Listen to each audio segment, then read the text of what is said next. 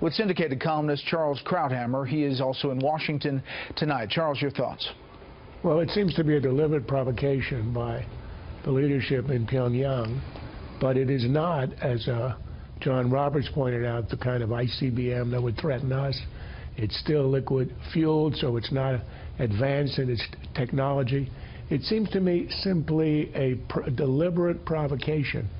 With us at the Security Council, with our Secretary of State presiding over the meeting, with all the threats, with the President saying we're near, or at least there's a threat of a major conflict here, trying to challenge the Trump administration and say, well, show us what you got.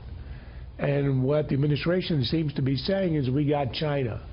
Well, we don't see anything from China.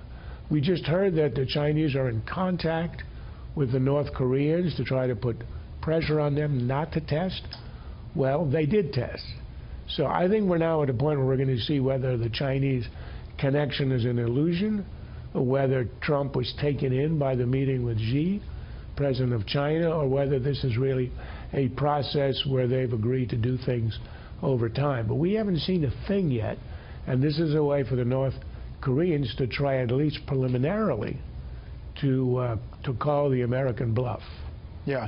You know, Charles, in years past, we've seen North Korea under not this leader, but the previous leader, his father, when they're in the world spotlight, do something to try to get attention and also to negotiate a deal. This seems a bit different. This was the commander, the head of U.S. Pacific Command up on the Hill the other day. It seems that we are faced with a threat and a leader who is intent on achieving his goal of a nuclear capability against the United States. And it's clear that his goal is a nuclear weapon and the means to deliver it to the United States of America. Is there any doubt in your mind? There is no doubt in my mind, Chairman. So as I asked Secretary Tillerson, getting from that point and that goal that they assess to be North Korea's end state to no nuclear weapons and taking that away from North Korea, it seems like a long way to go from point A to point B. It's a very long way, and I don't think there's much of a chance of our getting the regime to abandon its nukes. I think what we're looking at least in the shorter run, is number one, the ICBM that can hit the U.S. is a red line. The President has said, the administration has established very clearly, we will not allow that, meaning if they get near, we're going to hit it one way or the other. So that's understood.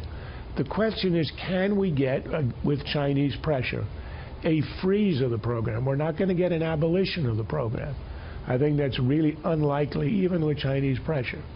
But can we get a freeze, which is sort of an immediate step, because what it means is that we aren't on a burning fuse. Right now we are.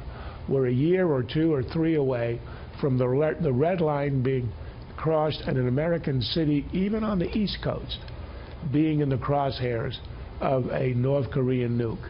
So can we freeze the program so there are no more missile tests of the advanced kind and no more nuclear tests to try to miniaturize the weapon and put it on a warhead?